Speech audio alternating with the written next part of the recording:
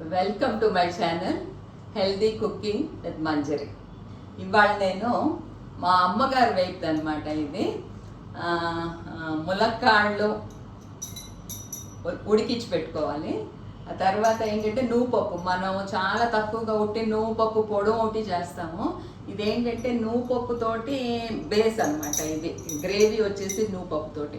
నువ్వు పప్పు, కొంచెం బియ్యము, ఆ తర్వాత అవి నానబెట్టుకుని ఉంచుకొని అందులో కొంచెం వెల్లుల్లి, ఎండుమిరపకాయలు కాస్త, ఆ తర్వాత జీలకర్ర, ఉప్పు తగినంత గ్రైండ్ చేసేసుకుని పెట్టుకున్నాక ఇప్పుడు నెక్స్ట్ అనమాట. ఆ తర్వాత మళ్ళీ ఇవన్నీ మనం తాలింపు వేసుకుని కొంచెం సన్న మంట మీదే వేసుకోవాలి. తాలింపు కొంచెం వెల్లుల్లిపాయలు బాగా ఎక్కువ ఇష్టపడే వాళ్ళు కొంచెం వెల్లుల్లిపాయలు ఎక్కువ వేసుకుంటే బాగుంటుంది. కొత్తిమీర, కరివేపాకు. ఇవాళ దీంట్లో కొత్తిమీర వేయరు, కొత్తిమీరతోటి టేస్ట్ మారిపోతుంది.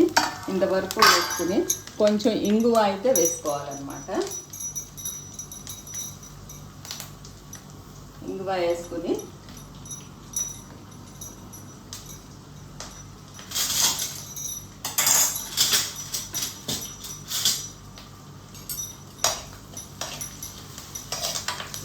కొంచెం బాగా వేయాక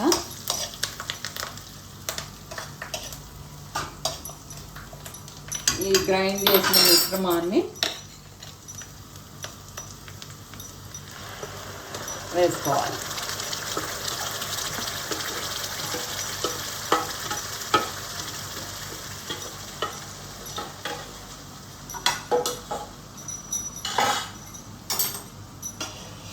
కలుపుకుంటా ఉండాలి.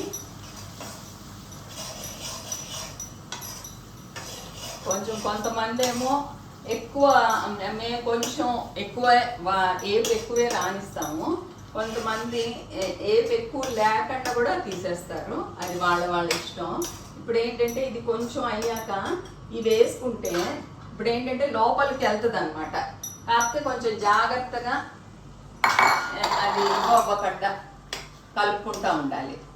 లేకపోతే అవన్నీ బయటకు విడిపోతాయి అన్నమాట. విడిపోకుండా జాగ్రత్తగా కలుపుకుంటూ ఉంటే మధ్య మధ్యలో అది విడవకుండా చాలా హెల్దీగా ఉంటుంది అన్నమాట.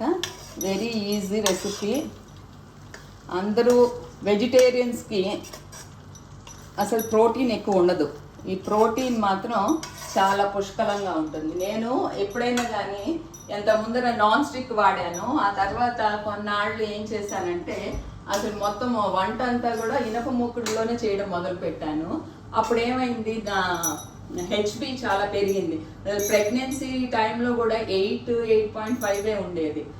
ఎన్ని మందులు వాడినా. ఇది ఇనప మూకుళ్ళు మొదలు పెట్టాక మాత్రం ఇట్ వెంట్ టు 11. సో అదంతా అప్పటి నుంచి అవన్నీ తీసేసేసి, నాన్ స్టిక్ అన్నీ తీసేసేసి అసలు మనం మళ్ళీ మినప మూకుళ్ళు అప్పుడేమో అన్నీ ఇచ్చేసాను.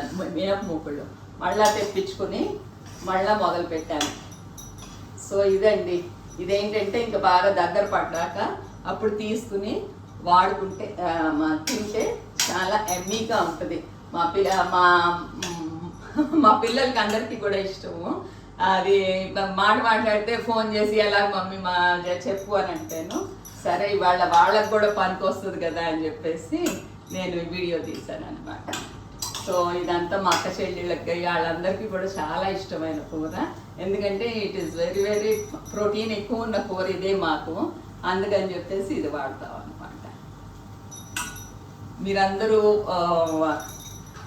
ఈ రెసిపీ చేసుకుని ఎలా ఉన్నదో మళ్ళీ మాకు ఫీడ్బ్యాక్ ఇవ్వండి. సో దట్ ఇంకా కొత్త రెసిపీస్, ఇది పాతది అన్ని పాత వాటిలోనే ఎక్కువ ఉన్నది. అవన్నీ రెసిపీస్ మీతో షేర్ చేసుకుంటాను. జై శ్రీరామ్.